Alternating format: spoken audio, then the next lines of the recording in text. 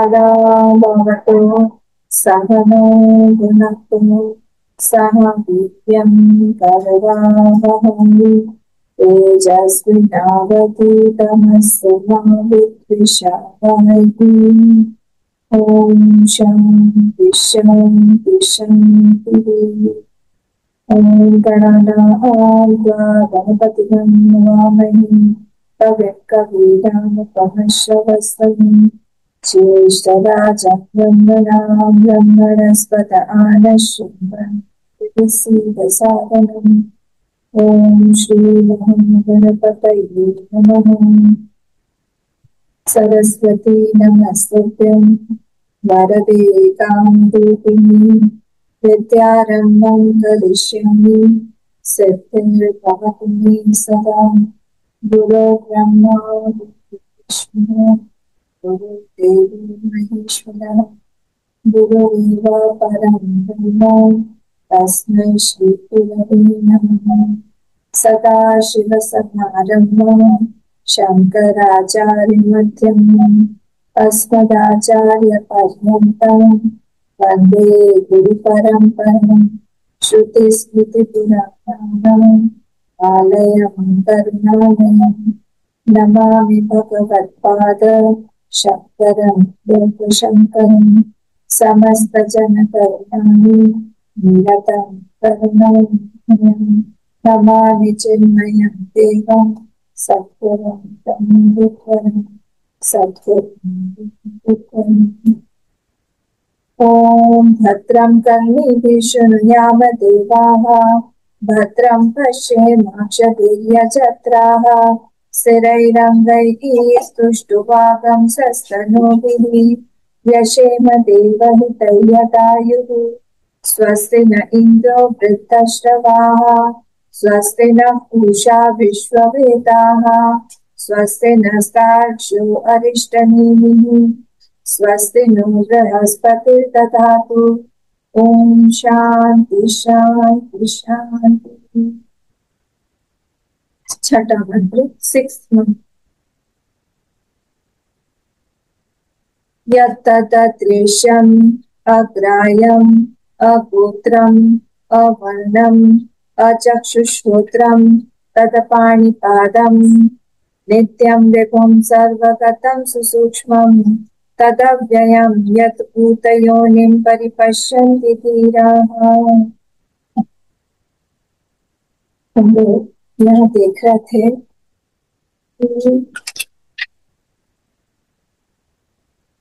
ये मंत्र पराविद्या जो है उसके बारे में बता रहे हैं। पराविद्या ये है, पराविद्या जो है वो हम लोग को उस अक्षर ब्रह्म के बारे में तक ले जाएगा और वहां पे क्या करेगा, वो रिवील करेगा। इट रिवील्स द अक्षर। क्या करेगा? रिवील करेगा अक्षर। देखिए अलग अलग है, तो एक पराविद्या है और एक अपराविद्या, दोनों अलग अलग। तो अपराविद्या क्या करेगा? पराविद्या की तैयारी करवाता है। पराविद्या यानी क्या? पराविद्या मतलब होता है वही ज्ञान, वो ज्ञान जब हमारे मन में हमारे वो रिवील कर अपने आप को बताए। वो जो थॉट होता है, जो प्रमा वो हमारे मन में जब रिवील करे उसको हम लोग कहते हैं वही अपना क्या पराविद्या होता है। अब ये यहाँ पे जो 6th मंथ है उसमें 12 पॉइंटर्स हैं। हम जब बोलते हैं वो अक्षर पुरुष, वो है कौन? तो वो है कौन, तो वो उसके बारे में यहाँ पे 12 पॉइंटर बताए गए हैं। अच्छा, हम लोग कभी भी उसके बारे में ऐसा है ऐसा बोल के हम तो कह नहीं सकते हैं कि ऐसा है ना। ऐसा है अगर हम बोल देंगे तो क्या हो जाएगा? वो वैसा नहीं है ना? तो फिर दो सत्य हो जाएंगे। अगर वो ऐसा है वो वैसा नहीं है, अगर सपोज वो व्हाइट है तो फिर क्या हुआ? वो काला नहीं है, फिर काला कहाँ जाएगा? मतलब काला ब्रह्म नहीं है, दूसरे रंग ब्रह्म नहीं है, वो कहाँ जाएगा? तो इसीलिए हम ऐसा है नहीं बोल सकते हैं। इसी को ही हम लोग बोलते हैं अनिर्वाच्य। हम बोल नहीं सकते उसको, इसीलिए यहाँ पर वो ये 12 पॉइंटर्स दिए हैं कि हम लोग हमारे मन में हम जाने वो कैसा है, और फिर उसके बाद उसको डिस्क्राइब करने की कोशिश करते हैं। तो फर्स्ट वाला लाइन जो है इसमें, यत्तदृश्यम, कल हमने देखा, अग्राह्यम ये भी देखा, अगोचरम ये भी देखा, अचक्षु अचक्षु श्रोत्रम ये भी देखा, तद अपाणिपादम से आज हमें देखना है। ये जो पूरी फर्स्ट लाइन है ये पूरी नेगेटिव, अगर हम लोग इस पूरे इसको हम लोग रखते हैं, सेकेंड लाइन नहीं लाते हैं। सेकेंड लाइन क्या है, नित्यम विभुम सर्वगतम सुसूक्ष्म, ये वाली लाइन अगर हम नहीं लाएंगे तब क्या होगा, तब जाके हम शून्यवाद पे पहुंच जाएंगे। शून्यवाद किसका है, शून्यवाद बौद्ध। तो हम बौद्ध जो लोग ध्यान करते हैं उनकी आत्मा है शून्य। आप किसी भी बौद्ध इसमें चले जाइए, वहां पर वो लोग ध्यान करते मिलेंगे आपको शून्य पर। सारे लामाओं से पूछिए वहां पे तो शून्य, कुछ नहीं, जीरो। तो शून्य पर हम पहुंच जाएंगे। अब वो ताकि हम शून्य पर ना पहुंचे इसीलिए सेकंड लाइन दी। तो इसीलिए अदृश्य, अदृश्य मतलब क्या, वो दृश्य नहीं हो सकता है। हमने देखा था कल, फटाफट हम रिकैप करके आगे बढ़ते हैं। अदृश्य मतलब क्या, ये कोई वर्ड नहीं है, ये छांदस प्रयोग, मतलब श्रुति माँ ने अपना एक वर्ड बनाया अदृश्य। तो इसका मतलब होता है अदृश्य, वो दृश्य नहीं बन सकता है। It is not an object of perception, object नहीं बन सकता है, हम उसको ऑब्जेक्ट नहीं बना सकते। तो अग्राह्यम, अग्राह्यम मतलब क्या, उसको हम कर्मेंद्रियों से पकड़ नहीं सकते, ठीक है। अग्राह्यम, नॉट परसीव्ड बाय द और नॉट, हाँ, not perceived by the sense organs of action, उसमें हम नहीं कर सकते। फिर नेक्स्ट क्या था, नेक्स्ट था अगोत्रम। अगोत्रम मतलब क्या, अगोत्रम मतलब होता है कि उसका कोई सोर्स, वो सोर्स है, वो इफेक्ट नहीं बन सकता, उस पर मॉडिफिकेशन नहीं हो सकता है। कल गोत्र का भी मीनिंग हमने देखा था कि गोत्र मतलब क्या होता है। तो यहाँ पे हम लोग क्या कर रहे हैं, अचक्षु श्रोत, हाँ ये भी देख लेते हैं पहले। अवर्णम, अवर्णम मतलब क्या हुआ, अवर्णम मतलब उसमें कोई भी, उसमें कोई गुण के साथ में हम लोग उसको डिस्क्राइब नहीं कर सकते कि ऐसा ही। अचक्षु श्रोत्रम, अचक्षु श्रोत्रम मतलब क्या, एब्सेंस ऑफ डूअरशिप, उसमें कोई मैं सेंस ऑर्गन्स ऑफ परसेप्शन से, ज्ञानेंद्रियों से उसको जान रहा हूं, ऐसे भी नहीं हो सकता। तो वो और उसके अंदर भी चक्षु और श्रोत्र नहीं। कल हमने बहुत सुंदर इसमें हमने रामचरितमानस का भी पूरा देखा था कि कैसे वहां पर भी बोला गया कि वही ब्रह्म जो है वो कैसा है, कर बिनु करे करम विधिना, बहुत सा उसके पास पद बिनु चले, पद उसके पास पांव नहीं है फिर भी वो बहुत बहुत कहीं पे भी जा सकता है। पद बिनु चले न, श्रोत्र बिनु सुने, पद बिनु चले सुने बिनु कान, कान के बिना ही वो सुन सकता है, और पद के बिना ही वो चल सकता है, और कर के बिना ही वो कर सकता है। हाँ, आनंद रहित मुख उसका नहीं है, फिर भी सकल रस भोगी, और फिर भी वो सारा खाना खा सकता है ना। बिनु वक्ता बिनुवानी वक्ता, बिनुवानी वक्ता बड़ा जोगी, बहुत बड़ी बड़ी बातें वो कर लेगा, हमको सुना देगा, पर उसके पास में वो नहीं। तो ये इस चीज को ही यहाँ पर बोला गया है, अचक्षु श्रोत्र तद अपाणी पादम, उसके पास में पानी भी नहीं है, हाथ भी नहीं है, और पाद भी नहीं, पाद मतलब फीट भी नहीं है, ठीक है। तो यहाँ पे अपाणी पादम और अचक्षु श्रोत्र में क्या डिफरेंस है। अचक्षु श्रोत्र मतलब हो गया कि वो कर्मेंद्रिय से वो पकड़ा नहीं जा सकता है। जो हम लोग कर्मेंद्रिय, हमारे कर्मेंद्रिय कौन कौन से हैं, हाथ पैर, उन लोग उनसे हम लोग उसको पकड़ नहीं सकते। जेनिटल स्पीच, और हमारे इससे हम उसको पकड़ नहीं सकते। तो कर्मेंद्रिय अगोचरत्व, और अपाणिपादम का मतलब क्या हो गया, कि उसके पास में कर्मेंद्रिय रहित है, कर्मेंद्रिय नहीं है उसके पास, कर्मेंद्रिय रहित है। तो कर्मेंद्रिय अगोचरत्व चक्षु श्रोत्र अचक्षु श्रोत्रम से बोला जाएगा। और तद अपाणिपादम जिससे बोला जाए, उसका मतलब क्या हो गया, कर्मेंद्रिय रहित। अब इस दोनों वर्ड्स को याद रखिए, अलग अलग है। क्या है, अचक्षु श्रोत्रम का मीनिंग है कि हम लोग उसको ग्राह्य कर्मेंद्रियों से पकड़ नहीं सकते, अगोचरत्व।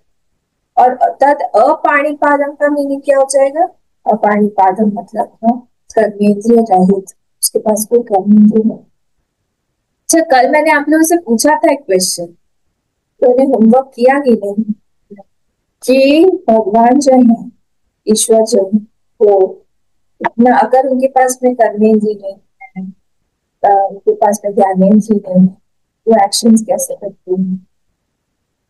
इसलिए सोचा है इस पर, आपको तो टाइम भी नहीं मिला, कैसे करते हैं भगवान, इसीलिए तो सोचा भगवान कैसे कर्म कर, सारा कर्म तो वही कर रहे हैं, भगवान कर्म कैसे करते हैं।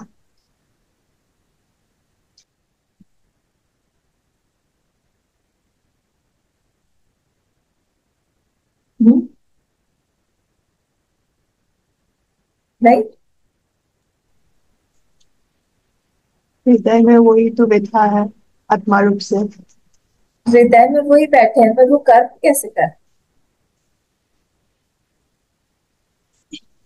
उनके पास तो माया शक्ति है ना माँ।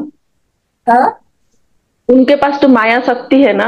हाँ, वेरी गुड, वेरी गुड, यही आंसर है। माया से ही, माया से ही वो क्या कर रहे हैं, माया से ही वो सारा कर्म कर रहे हैं। उनके पास सबसे बड़ी शक्ति वही है, तो उनके लिए इसीलिए छोटे छोटे कर्मेंद्रियों की जरूरत नहीं है, सिर को बोल देते हैं, सब प्रिपेयर्ड रखती है। तो इसीलिए यहाँ पे तद अचक्षु श्रोत्र तद अपाणिपाद, उनके पास से पानी और पाद भी नहीं है, और चक्षु और श्रोत्र भी नहीं है।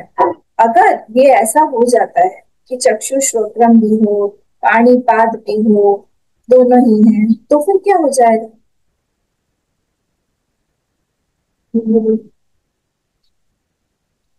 अगर उनके पास भी हमारी तरह ही, हम जैसे हम लोग में हमारा शेप है, बॉडी शेप, वैसे उनका भी है, तो फिर क्या होगा,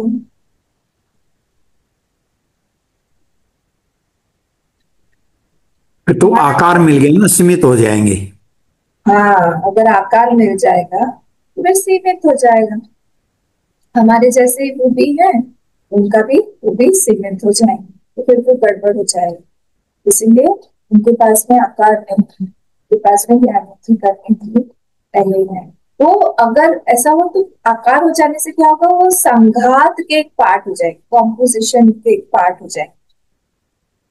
तो संघात का, अगर संघात समझते हैं ना, कॉम्पोजिशन, जैसे कार है, बहुत सारे पार्ट से बना, एक रोज है, फूल है, गुलाब का फूल है, बहुत सारे पार्ट से बना है, उसमें से कौन सा रोज है, अगर मैं आपको पंखुड़ी दे दूंगी वो रोज है क्या, मैं अगर आपको पंखुड़ी में से फ्रेग्रेंस दे दूं वो है क्या, या फिर मैं आपको उसका स्टॉक दे दूं वो है क्या, या उसके कांटे दे दूं, पत्ती दे दूं वो है क्या। नहीं, रोज आप किसको बोलेंगे, पूरे के पूरे संघात को आप रोज बोलेंगे, कॉम्पोजिशन। कार आप किसको बोलेंगे, सिर्फ मैं आपको व्हील दे दूं या फिर आपको स्टीयरिंग व्हील दे दूं, नहीं, पूरा का पूरा कार जो है वो संघात से बना है, कॉम्पोजिशन है। से एक संघात का एक पार्ट बन जाएगा अगर उसके पास में भी पार्ट्स होने लगे तो, इसीलिए। और अगर ऐसा हुआ तब क्या होगा, तो फिर वो दृश्य बन जाएगा, दृश्य बन जाएगा तब, या दृश्यम तक, या दृश्यम तक, या दृश्य, या दृश्यम तक, वो तो आखिरी में नष्टम होगा, या दृश्यम तक जड़म, जड़म जड़म तत् मिथ्या। हाँ, यह जड़म तत् मिथ्या, नष्टम, नष्टम, हाँ, यह दृश्यम तत् जड़म, यह जड़म तत् मिथ्या, यत् नष्ट तत् मिथ्या। मिथ्या। तो इसलिए वो जो है ये दृश्य नहीं हो सकता है, पाठ हो सकता है। चलिए आप लोग आगे बढ़ो। अब हम लोगों ने यहाँ तक पश्यति अचक्षु स शृणोति अकर्ण इत्यादि दर्शनार्थ यहाँ तक देख लिया। किंच तद अपाणिपादम कर्मेंद्रिय रहितम इत्येतत्, ये भी अभी मैंने आपको समझा दिया कि ब्रह्म ये अपाणिपादम है। Page number 15 first line. ये अपाणिपादम कैसे है? पाणिपादम, पानी हाथ, पाद विदाउट हैंड्स एंड, मतलब उसके अंदर कोई डूअरशिप नहीं है। डूअरशिप मतलब मैं करता हूँ, ये भाव उसके अंदर नहीं है। अगर ये भाव आ जाएगा कि मैं करता हूँ, मैं कर रहा हूँ, तो फिर कर्ता की प्रॉपर्टीज बताइए, कर्ता कैसा होता है? कर्ता जो होता है वो कैसा होता है? अगर वो कर्ता बन गया तो क्या होगा, जल्दी बताइए। कर्ता कौन होता है? जो कर्म को कर रहा है। कर्ता सेंजिंग है। कैसा होता है?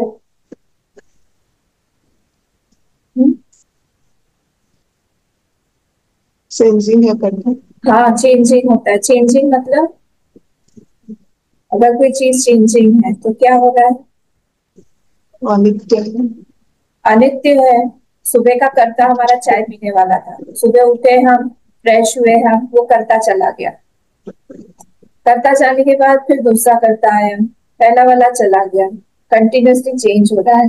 और कोई चीज कंटिन्यूसली चेंज हो रही है तो फिर इसका मतलब क्या हुआ? वो बदल गई, वो हमारे को फिर नहीं मिलेगी, मर गया। पहला वाला करता मर गया ना, डिस्ट्रॉय हो गया, वो चला गया, उसके बाद ही नया आया। तो ऐसे कर करके पहले एक आ रहा है, फिर नया आ रहा है, फिर आ रहा है, फिर नया आ रहा है। ऐसे करके क्या होगा? ये वाला जो है कर्ता अगर बन गया, ईश्वर अगर कर्ता बन गए किसी भी चीज के, ब्रह्म अगर कर्ता बन गए किसी भी चीज के, तो फिर वो भी नष्टम में आ जाएगी, चेंजिंग हो जाएगा। तो तद अपाणिपादम कर्मेंद्रिय रहिता इति एतत्, ठीक है। तो कोई भी चीज अगर, अब ये दोनों को आप मिलाइए, कौन से दोनों को? चक्षु श्रोत्रम और अपाणिपादम को मिलाइए। कैसे है? एक चीज जो है चक्षु श्रोत्रम अगर हम लोग बोलें तो इसका मतलब है कि वो ग्राह्य नहीं है। और चक्षु श्रोत्रम मतलब वो ग्रहण नहीं करता है कोई भी चीज को, क्योंकि उसके पास में वो ग्रहण शक्ति नहीं है, ग्रहण नहीं करता है। अब अगर वो ग्राह्य बन जाता है तो इसका मतलब क्या होगा? दो सेट में चलते हैं हम लोग, एक ग्राह्य हो गया और एक ग्राहक हो गया। ध्यान दीजिएगा, थोड़ा सा सटल है। एक ग्राह्य हो गया और एक ग्राहक हो गया। मैं इस किताब को देख रही हूँ तो मैं ग्राह्य हो गई, और ग्राहक कौन हो गया? किताब, सॉरी, ग्राह्य जो है किताब है, मैं ग्राहक, मैं ले रही, उल्टा बोल, ग्राहक। अब दो पोर्शन हो गए। अगर इसको मैं ग्राह्य बना रही ब्रह्म को, तो फिर एक और कोई ग्राहक भी बनना पड़ेगा जो कि मैं, तो दो अलग अलग हो जाएंगे। दो अलग अलग, जैसे ही दो अलग अलग हुए, इसका मतलब क्या हुआ कि एक में जो क्वालिटी है वो दूसरे में नहीं है, दूसरे फर्स्ट में जो क्वालिटी है दूसरे में। ये दो उंगलियां क्यों है? क्योंकि इसकी क्वालिटी इसमें नहीं है, इसकी क्वालिटी इसमें नहीं। ये छोटी उंगली है, ये बड़ी उंगली, और इसके बीच में एक स्पेस भी है जो इन दोनों को अलग बनाता है। तो अगर ब्रह्म और हम लोग जो है, और चक्षु श्रोता ये ग्रहण करने वाले बन गए, तो क्या होगा? वो ब्रह्म अलग है, हम अलग है, तो दो दो सत हो जाएंगे। दो सत मतलब क्या हो गया? उसकी कुछ क्वालिटीज हमारे अंदर नहीं है, हमारी कुछ क्वालिटीज उधर नहीं। इस तरह से दो अलग अलग सेपरेट हो जाएंगे, जो कि पॉसिबल नहीं।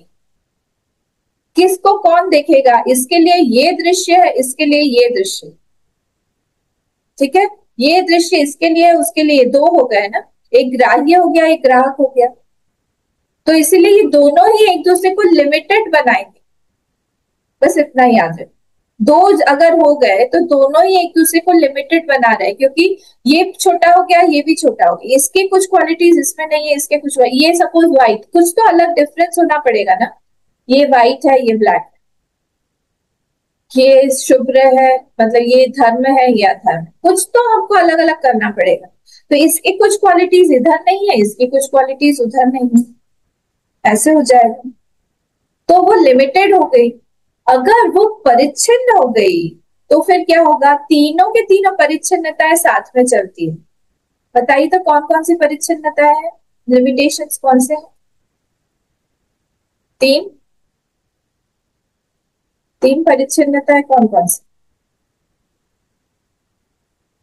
लिमिटेशंस? जल्दी जल्दी। Time space and object. Time space and object, इतना क्या मुश्किल था, मैंने परिच्छिन्न बोल दिया इसीलिए आप लोग कंफ्यूज। टाइम स्पेस और ऑब्जेक्ट, देश काल और वस्तु, इसमें वो परिच्छिन्न हो जाएगा। अगर कोई चीज काल में परिच्छिन्न है तो वो देश में भी परिच्छिन्न है। मतलब क्या हुआ, अगर कोई चीज यहाँ है वहां नहीं, यहाँ है वहां नहीं है, मतलब क्या हुआ, स्पेस परिच्छिन्न, जो कि यहाँ है कलकत्ता में नहीं है, कलकत्ता में है वो यहाँ नहीं है। जो चीज मुंबई में है वो यहाँ नहीं है, जो यहाँ है वो मुंबई में नहीं है। ये क्या हो गया, देश परिच्छिन्नता। तो अगर देश परिच्छिन्नता है तो फिर काल परिच्छिन्न भी हो जाएगा और वस्तु परिच्छिन्न भी हो जाएगा। वही सेम चीज जो है वो टाइम में भी आ जाएगी। कोई भी चीज आप देख लीजिए, तो अगर कोई चीज देश परिच्छिन्न, काल परिच्छिन्न, वस्तु परिच्छिन्न, सारी परिच्छिन्नताओं के साथ में लिमिटेड बन जाएगा ये आत्मा, अगर वो ग्रहण करने लायक बन गया। इसीलिए यहाँ अचक्षु श्रोत्रम तत् अपाणिपादम हो, ना हम उसको ग्रहण कर सकते हैं और उसके पास में भी ग्रहण, उसके पास में ग्रहण करने के लिए वो डूअर नहीं है, तत् अपाणिपादम, वो डूअर नहीं बन सकता है कि उसने ग्रहण किया, उसके अंदर कोई क्रिया नहीं है, उसके अंदर कर्म नहीं है। जो हम बार बार बोल देते हैं उसको हम कर्ता बना देते हैं। भगवान ने संसार क्यों बनाया, उन्होंने कुछ नहीं बनाया। ये सब हमारे मन घड़ंत, हमारी सारी चीजें हैं जो हम लोग डाल देते हैं और उनपे थोप देते हैं कि उन्होंने बनाया। तो कुछ भी नहीं, ब्रह्म क्या बनाएगा, ब्रह्ममय है सब कुछ। तो जीव बनाता है, जीव बनाता है और ईश्वर जो है उसका फल देता है। ईश्वर ने भी नहीं बनाया, ईश्वर क्यों बनाएगा सबसे, उसको क्या पड़ी।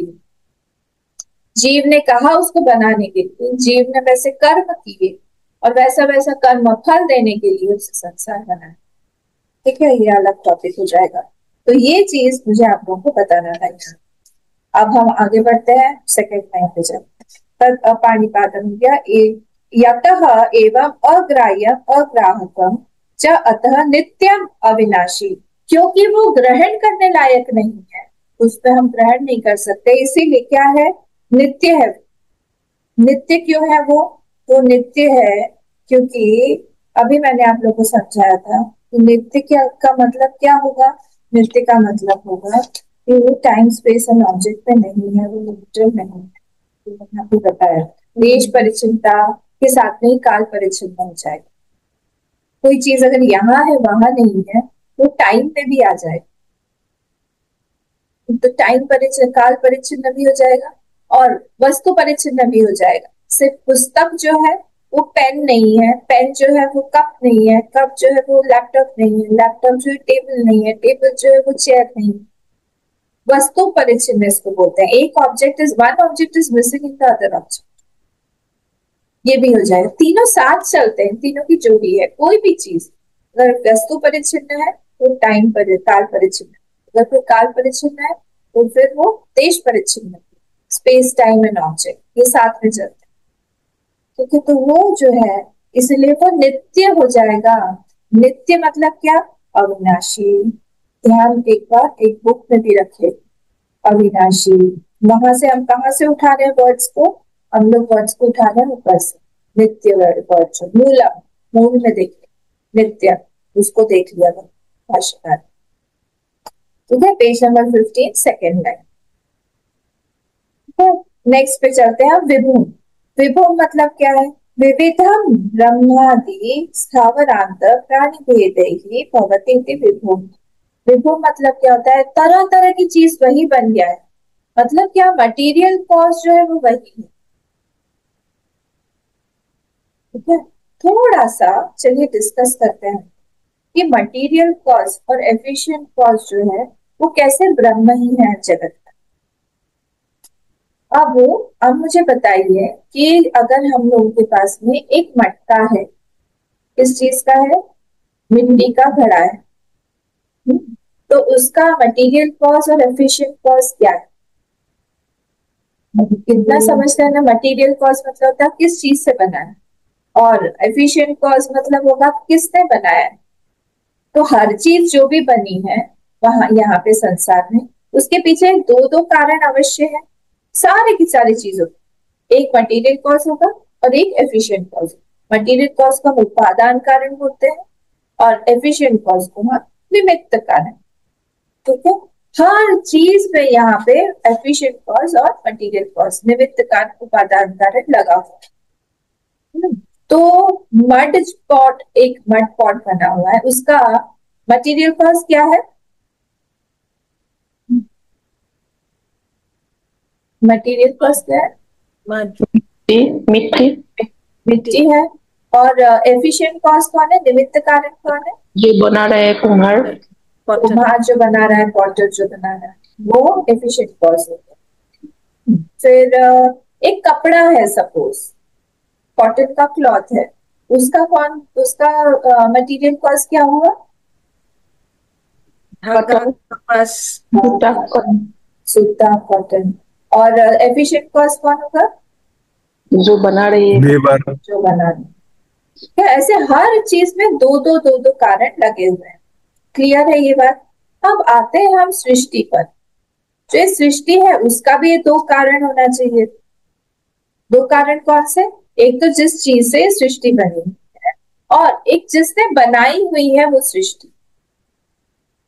ठीक है, न्याय भी यही बोलता है, न्याय जो हमारा एक दर्शन है वो भी यही बोलता है कि भगवान ने सृष्टि बनाई, तो हम लोग भी भगवान जो है वो निमित्त कारण बनकर, और पूरी की पूरी जो सृष्टि है वो जो है वो किससे बनी, पूरी सृष्टि, पूरी सृष्टि किससे बनी, फाइव एलिमेंट से बनी, पंचमहाभूत से बनी। पंचमहाभूत से बना है, किसने बनाया, भगवान ने बनाया। अब मेरा प्रश्न ये है कि वो फाइव एलिमेंट्स जो है वो कहाँ से आए।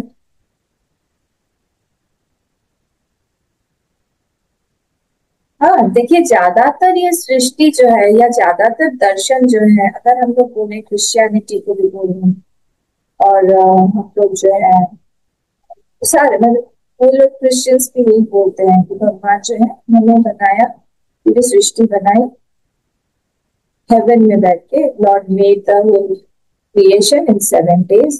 कहाँ पे बनाया, तो sitting in heaven, the lord of heaven he made. तो अब दो चीजें हो गई यहाँ पे। अगर दो सत्य हुए तो क्या होगा, फिर से दो सत्य है, क्या होगा, एक लॉर्ड हो गया और एक दो सत्य, मतलब इनिशियल स्टार्टिंग जहां पॉइंट हुआ वहां पे दो सत्य है। तो पंचमहाभूत भी एक सत्य है और एक लॉर्ड इन द हेवन वो भी सत्य है। तो दो होने से क्या होगा, जल्दी बोलिए, टाइम नहीं, जो पूरा आज कंप्लीट करना है। दो सत्य होने से क्या होगा, एक दूसरे के दृश्य बन जाएगा, लिमिटेड बन एक जाएगा। दूसरे के दृश्य बन जाएगा। क्यों नहीं बोल रही, एक दूसरे का दृश्य बन जाएगा और क्या होगा, लिमिटेड हो जाएगा, है ना। प्लीज आप लोग थोड़ा सा अलर्ट होइए। हाँ, दोनों एक दूसरे के लिए दृश्य बन जाएगा और क्या होगा, दोनों एक दूसरे के लिए लिमिटेड बन जाएंगे। ठीक है, तो ये दोनों सत्य जो है अब वो असत हो गए, लिमिटेड मतलब ये असत हो गए, है नहीं। हम लोगों को तो पता करना है कि एक ही कारण होना पड़ेगा सब चीज, दो कारण होने से ही वो असत बन जाएंगे कि ये इसके लिए दृश्य हो गया, ये इसके लिए दृश्य हो गया। तो अगर भगवान ने इन 5 एलिमेंट से बनाई पूरी सृष्टि, तो फिर ये भी एक सत्य हो गई, ये भी एक सत्य हो गए, दोनों एक दूसरे को देख रहे हैं, इसका मतलब ही दोनों ही असत हो गए। तो फिर यहाँ सृष्टि पूरी असत ही असत हो, ऐसा तो है नहीं। तो फिर क्या होगा? तो कारण तो एक ही होना पड़ेगा। तो कारण एक ही अगर होना पड़ेगा वहां पर, तो हमको देखना पड़ेगा कि इवन जो पंच महाभूत है उसका भी कारण क्या है, और जो ईश्वर जिसको हम बोल रहे हैं उसका भी कारण क्या है। दोनों का ही कारण हमको देखना पड़ेगा। पंच महाभूत आए कहां से? उन्होंने जब हेवन में बैठ के बनाया, हेवन में 7 days में कंप्लीट किया बोलते हैं, तो टाइम का भी कंसेप्ट था ऑलरेडी। तो अगर टाइम भी है, स्पेस भी है, वस्तु मतलब हमारे ये सारे पंच महाभूत भी हैं, फिर उन्हें बनाया क्या? इसीलिए ये कंसेप्ट हमारा नहीं है वेदांत में। तो इसीलिए एक ही सत्य होना पड़ेगा, क्योंकि दो सत्य नहीं हो सकते हैं। तो अगर बना तो जो संसार का नियम है हमारा, संसार का नियम क्या है? संसार का नियम ये है हमारा कि यहाँ पे दो दो कारण सबके पीछे है, मटेरियल कॉस्ट भी है, एफिशिएंट कॉस्ट भी है। ये चीज वहां पे लागू नहीं होगी, दो कारण नहीं हो पाएंगे, उसका एक ही कारण होगा। पूरे संसार का एक ही कारण है। बोले ये पॉसिबल कैसे है? वो खुद ही जो है पंच महाभूत बने हैं, और वो खुद ही ईश्वर बना के, जब अभी आप लोगों ने जो बोला, जहीराम ने बोला, माया के थ्रू वो खुद ही ईश्वर बने हैं, वही ब्रह्म। ईश्वर की डेफिनेशन क्या है? ईश्वर किसको बोलते हैं आप? ब्रह्म के सापेक्ष में उसकी डेफिनेशन बताइए। ईशति नहीं, किसके साथ? ब्रह्म के साथ में क्या मिलके ईश्वर बना है? माया, माया। ब्रह्म और माया। ब्रह्म प्लस माया प्लस इज इक्वल टू ईश्वर। ठीक है, वही जो है ब्रह्म, उस जब माया को ले लेता है अपने ऊपर, अपनी शक्ति बना लेता है, वही ईश्वर बन के वो सृष्टिकर्ता बन जाता है। तो एसेंस क्या है? सबका एसेंस वो ब्रह्म ही है, सेम है। तो इसलिए एक ही सत्य है। चाहे वहां पे आप वो जो पंच महाभूत है उसका सत्य देखें या ईश्वर का सत्य देखें, वो एक ही हो सकता है। तो उपादान कारण जिसको हम बोल रहे हैं, उपादान कारण पंच महाभूत जो है, वो पंच महाभूत का एसेंस भी वही ब्रह्म ही है, अलग नहीं हो सकता है। तो क्रिएशन यहाँ पे जो बना है, वो सारा क्रिएशन जो है वो उन्होंने खुद ने ही खुद से ही खुद के ऊपर ही बना दिया। फिर से, खुद ने ही खुद से ही, क्योंकि खुद से ही मतलब उपादान कारण, खुद के ऊपर ही, क्योंकि स्पेस भी वही, ऑब्जेक्ट भी वही, अपने ही ऊपर खुद ने ही खुद से ही सब कुछ बना दिया। इसी को हम लोग बोलते हैं अभिन्न विवर्ती उपादान कारण। क्या बोलते हैं हम? अभिन्न विवर्ती उपादान कारण। अभिन्न है, वो अभिन्न है किसी, यहाँ पे इसीलिए हिंदू सनातन धर्म में हम लोग क्यों हर चीज की पूजा करते हैं, यही कारण। अगर हमको क्लियर नहीं होगी ये बात, तो फिर हम लोग भी दूसरों के बोलने के बहकावे में आ जाएंगे। हम लोग भी अपना पूजा पाठ बंद कर देंगे कि हम लोग ही तुलसी में जल क्यों चढ़ा, पत्थर को क्यों पूजते हैं, सूर्य को अर्घ्य क्यों देते हैं, जमीन पे कुछ गिर जाए तो हम उसको प्रणाम करके क्यों उठाते हैं।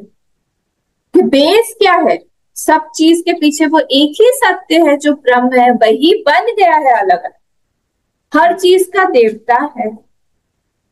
हम खुद को ही नहीं पता, हम अपने बच्चों को क्या सिखाएं, है ना? हमारा हिंदू जो फिलोसफी है, या फिर हमारा सनातन जो फिलोसफी है, वैदिक जो फिलोसफी है, वो यही मानता है कि एक ही चीज पर सब कुछ दिखाई दे रहा है। हम लोगों को भी वो एक्सपीरियंस है।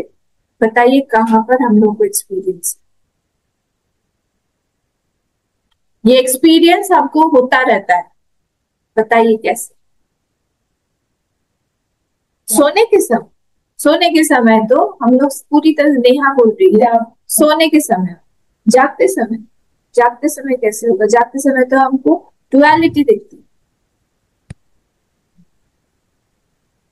बताइए, क्वेश्चन ये है मेरा कि ये जो एक ही सत्य है उसी के ऊपर सारा कुछ दिखाई दे रहा है, वो चेंज नहीं हो रहा है। वही एक ही सत्य है जिसको हम बोलते हैं अभिन्न विवर्ती उपादान कारण। वो हमको एक्सपीरियंस हमेशा होता रहता है। किस एक्सपीरियंस में स्वप्नावस्था होता में, है? हाँ, स्वप्नावस्था में। स्वप्नावस्था। एक ही बचा, सुषुप्ति में नहीं, स्वप्न। हाँ, तो स्वप्न में कैसे होता है गीतामा, बताइए तो जरा। सपने हमारे ऊपर ही हम सब कुछ देख लेते हैं, हम ही सब बन जाते हैं। हम ही सब बन जाते हैं और सुबह उठ के हम बदल जाते हैं क्या? जो हमने देखा था सपने में, मैं राइनो थी और मैं काजीरंगा में घूम गई थी, सुबह उठ के क्या मैं वैसे ही रहूंगी क्या? अम्मा का एक हॉर्न आ गया, हॉर्न राइनो, ऐसा नहीं होगा। तो हम लोग अपने ही ऊपर, जैसे हम लोग अपने ही ऊपर बना लेते। नेक्स्ट मंत्र यही है। हाँ, बहुत इंटरेस्टिंग है। यथोर्णनाभि सृजते गृह्णते, नेक्स्ट मंत्र उसी का ही है। उसे हम जैसे अपने ही ऊपर सब कुछ बना के हम ही बन जाते हैं, पर हम लोग चेंज नहीं होते हैं। सारे एक्सपीरियंसेस हमारे ऊपर होता है, पर कुछ भी बने क्या?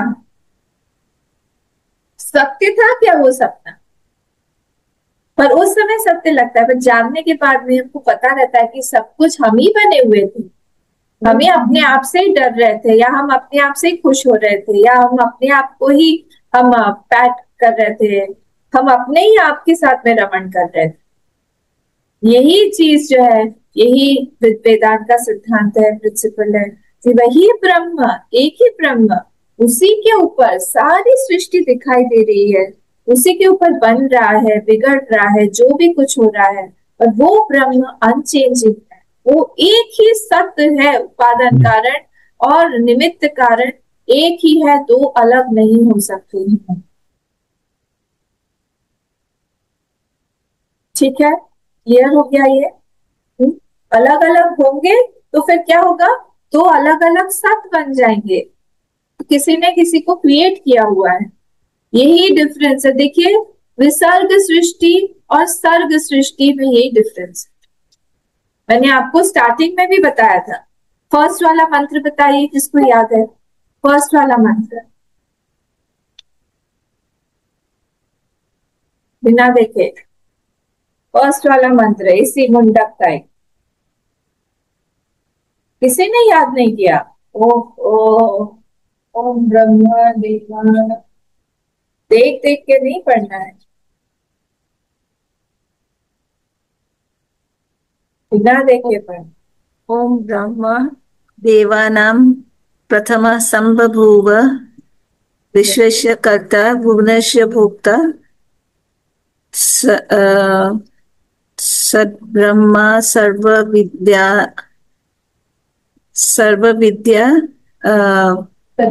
प्रतिष्ठां वेरी गुड। सर्वविद्या प्रतिष्ठाय विद्या प्रतिष्ठा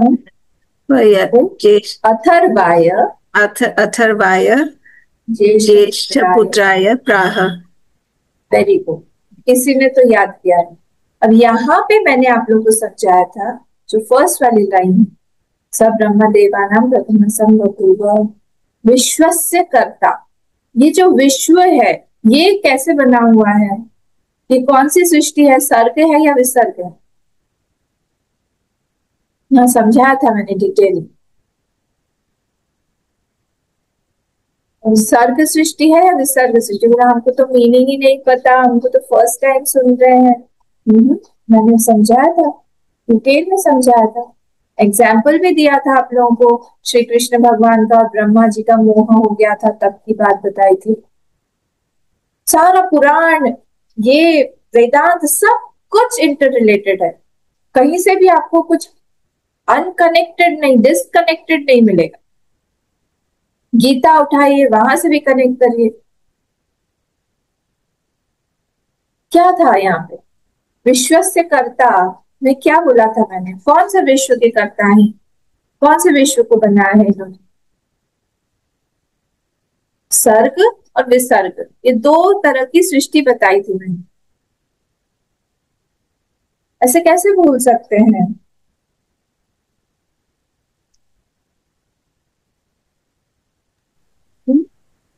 नहीं याद आ रहा? सर्ग सर्ग ईश्वर की सृष्टि है।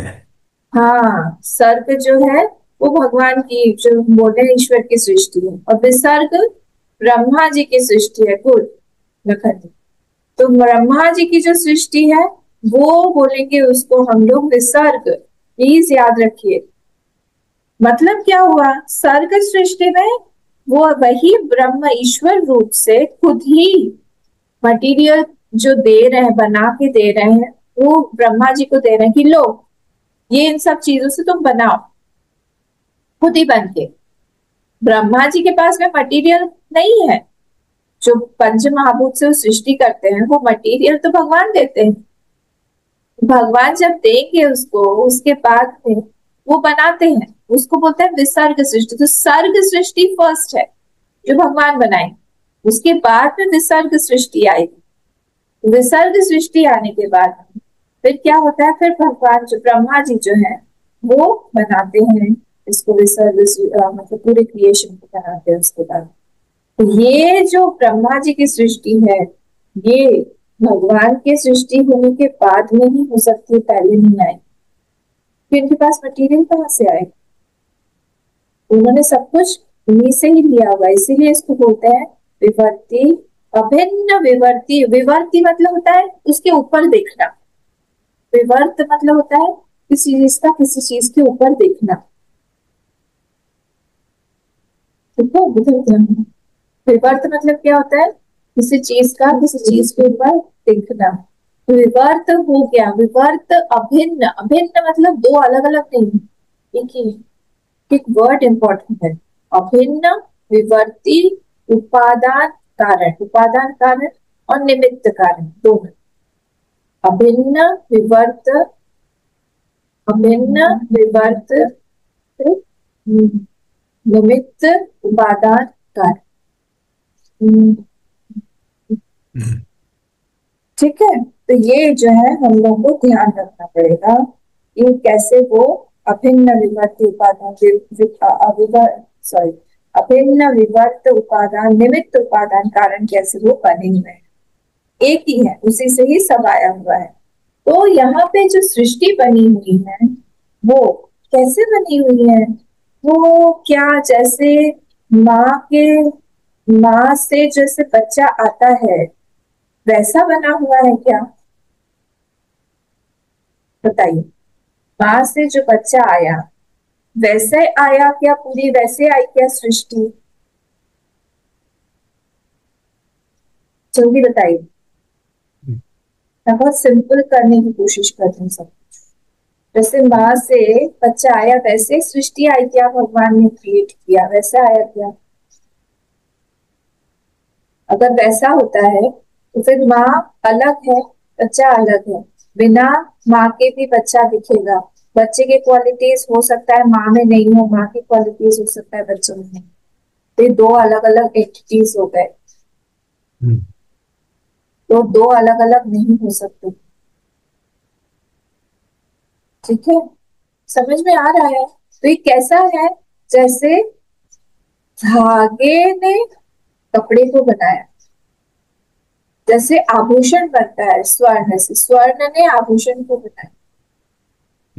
जैसे वाटर ने वेव को बनाया, उस तरह से भगवान ने सृष्टि को बनाया। कोई क्वेश्चन हमारा बाकी नहीं होना चाहिए इसके बाद सृष्टि के ऊपर। तो सृष्टि कैसे बनी है, किसने बनाई है, क्या क्यों बनाई है, कुछ भी क्वेश्चन, सारे के सारे पॉइंट्स में देखूंगा। तो इसीलिए ये क्या हो गया यहाँ पर? वैसा नहीं है जगत जो है भगवान से आया है, वैसा नहीं है जैसे माँ से बच्चा आता है, ऐसा नहीं है, क्योंकि दोनों फिर अलग अलग हो जाएंगे। जैसे धागे के ऊपर ही कपड़ा दिखता है, जैसे स्वर्ण के ऊपर ही आभूषण दिखता है, जैसे पानी के ऊपर ही वेव दिखता है, वैसे ये सृष्टि पूरी की पूरी दिखाई दे रही है उस ब्रह्म को। एग्जाम्पल्स हैं, ठीक है, क्लियर हुआ? कोई भी डाउट है इसमें किसी को? कोई भी डाउट है? सोचिए, ये सारे मेडिटेटिव पॉइंट्स हैं, ये सारे सोचिए। ठीक है, और कल मैं आप लोगों से फिर से, कल तो खैर हमारा क्लास है, मैं अगले मंडे को फिर से मैं पूछूंगी ये सारे क्वेश्चन, और किसी न किसी को मैं बोलूंगी कि आप उसको एक्सप्लेन करें। आप लोग सब लोग इसका नोट्स बनाएंगे और रेडी होके आएंगे। ये सृष्टि कैसे बनी, इतना सा ही क्वेश्चन बस। कैसे यहाँ पे अभिन्न निमित्त उपादान कारण जो है वो भगवान ही है, कैसे विवर्ती कारण वही है, उसी पे बने हुए, कैसे दो कारण नहीं हो सकते। आई कैन आस्क एनीबॉडी, दो कारण नहीं हो सकते। जैसे सृष्टि में हर चीज के पीछे दो कारण है, वैसे यहाँ पे दो कारण नहीं हो सकते। यही हमारा वेद का यही जो बेस है, यही ज्ञान है, तो इसी के ऊपर सारा का सारा टिका हुआ सृष्टि का ज्ञान। सृष्टि इसलिए एक ही शख्स से आई हुई है। चलिए आगे बढ़ते हैं। ये यहाँ से मैंने हम लोगों को समझा दिया, सर्व आपके लिए इजी हो जाएगा। विभुम विविधम ब्रह्मादि स्थावरांत प्राणी भेदे भवति इति विभुम। हम फटाफट देख लेते हैं, हम लोग इसको खत्म कर। वही एक ही कारण, विभुम मतलब विविधम भवति, बहुत सारे बन गए। अभी हमने देखा कैसे वही अलग अलग बन गए, है ना। वही एक ही, जैसे एक ही काष्ठ, एक ही लकड़ी, अलग अलग चीजें बन जाती है। फर्नीचर बन जाएगा, कुछ टेबल बन जाएगा, कुछ चेयर बन जाएगा, है ना। एक क्या है, वो लकड़ी है। ठीक है, तो एक ही लकड़ी अलग अलग चीजों से दिखाई दे रही है। वैसे ही विविधा ब्रह्मादि स्थावर प्राणी भेद ही, छोटे से लेके बड़े से बड़े तक, ब्रह्मा से लेकर स्थावरांत मतलब छोटा से माइन्यूटेस्ट प्लांट, और अमीबा अगर हम लोग बोले, सिंगल सेल यूनिसेल्युलर प्लांट बोले, उस वहां तक सब कुछ वही ब्रह्म ही बना हुआ। ठीक है, विभुम, इसीलिए उसको बोलते हैं विभुम। विभुम मतलब जो तरह तरह से चीजें बन गई हैं, उसको बोलते हैं विभुम। ठीक है, अब यहाँ पे सर्वगतम वर्ड है। देखिए, अभी मैं इन दोनों के वर्ड्स को, जिन लोगों ने पहले सुना हुआ है उनको मैं ये इंटरचेंज करने वाली हूँ।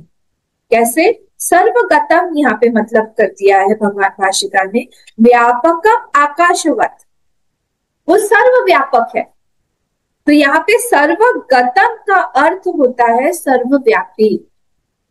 एक्चुअली सर्वगत का मीनिंग क्या होता है बताइए?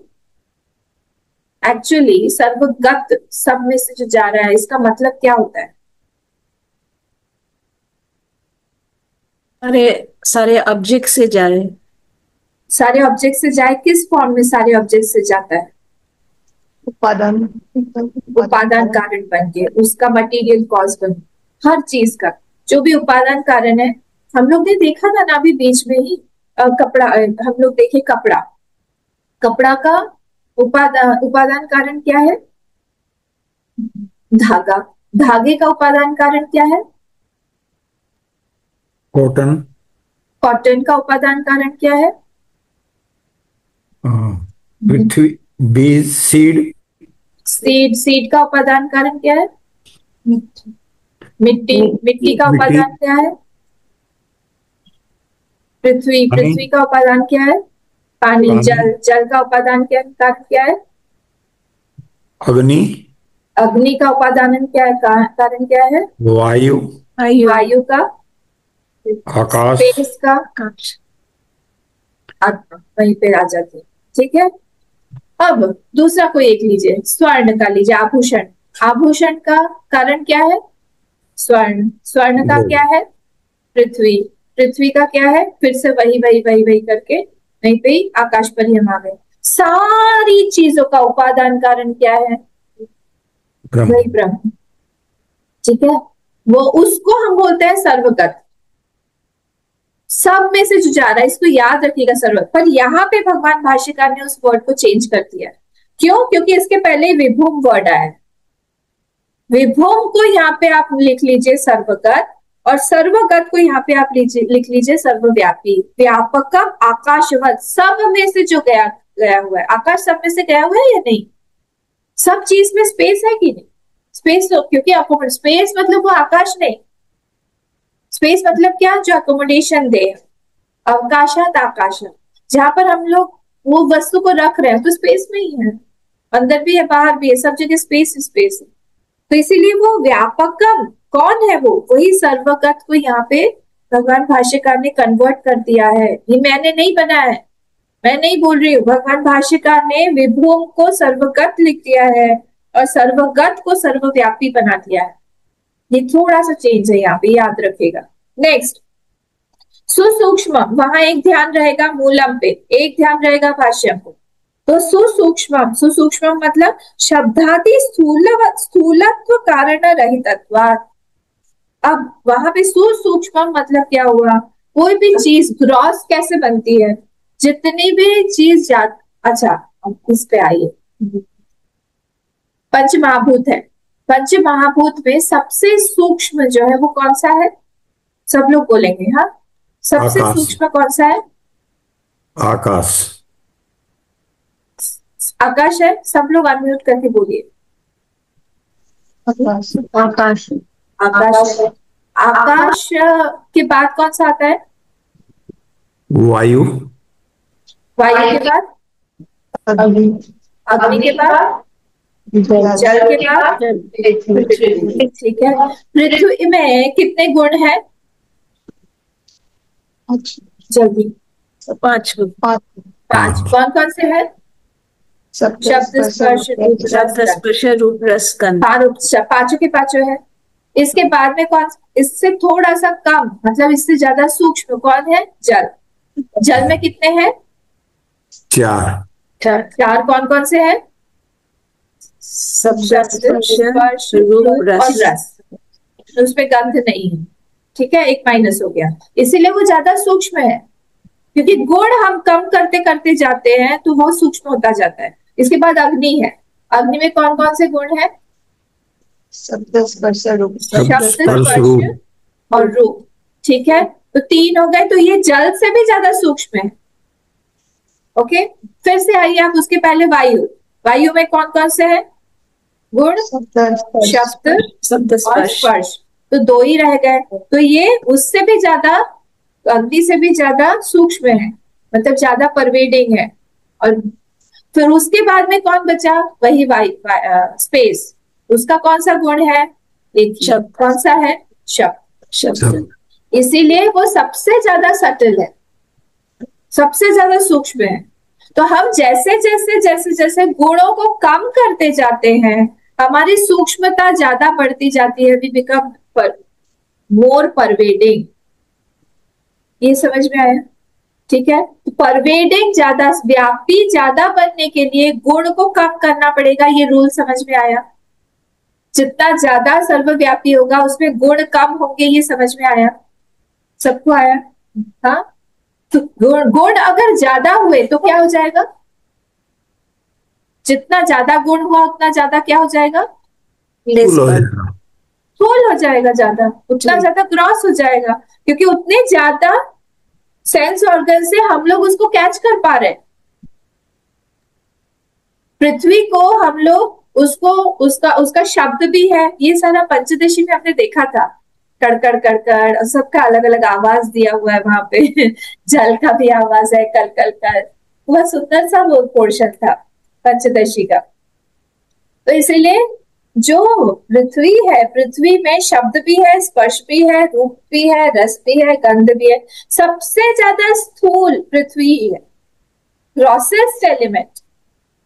और इसीलिए पांचों के पांचों एलिमेंट से, पांचों के पांचों सेंस ऑर्गन से पृथ्वी को हम लोग जान सकते हैं। पृथ्वी के कारण ही, पृथ्वी जैसे ही किसी भी इससे मिलती है, पृथ्वी का ये बहुत बड़ा एक गुण है, ये हमने तत्वबोध में देखा था, तो जहां पे भी मिल जाएगी वो विविध तरह की चीजें बना देती, क्योंकि उसके पास 5-5 गुण है ना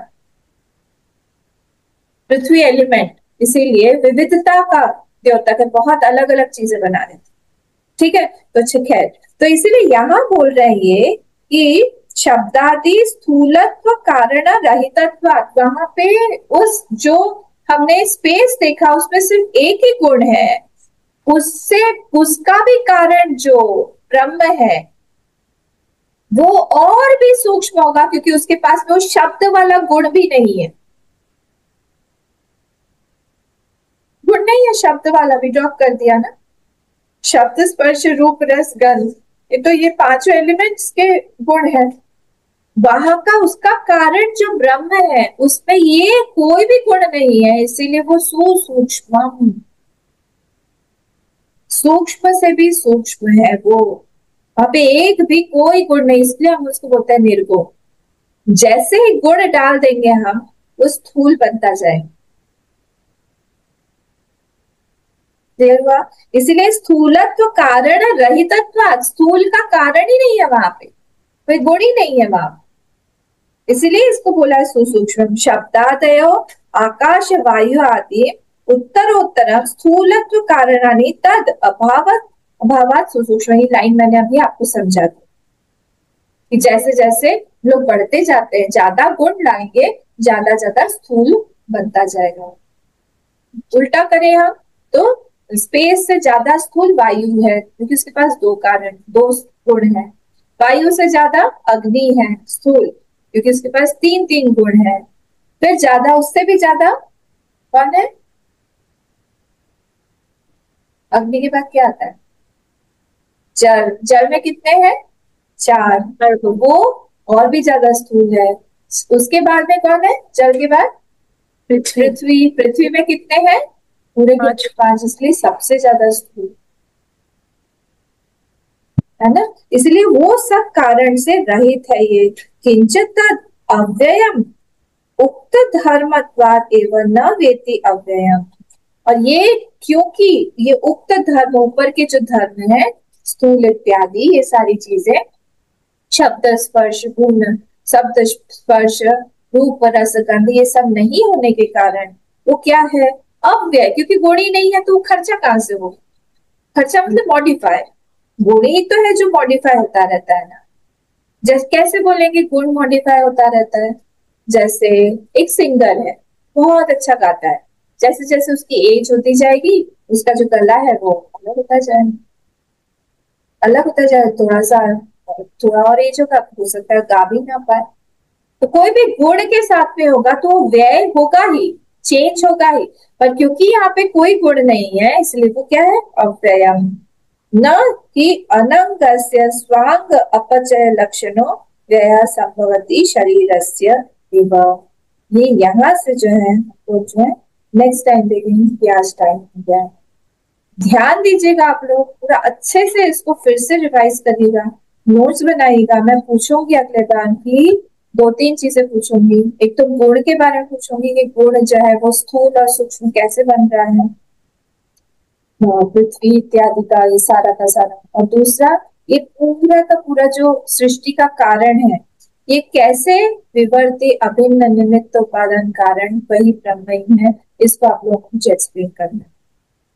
ये 2 होमवर्क आप लोग, आपके पास पूरा एक वीक है, नेक्स्ट मंडे को मैं पूछूं, बताना पड़ेगा। ठीक है, अभी हम यहाँ पर ही रुकते हैं। और इसका यहाँ से याद रखिएगा, न ही अनक्तस्य स्वांग अपचय लक्षण व्यय संभवती भवती शरीरस्य। यहाँ से हम पूछें ओम पूर्णामदः पूर्णमिदं पूर्णात् पूर्णमुदच्यते पूर्णस्य पूर्णमादाय पूर्णमेवावशिष्यते। ओम शांति शांति शांति। हरि ओम श्री गुरुदेव।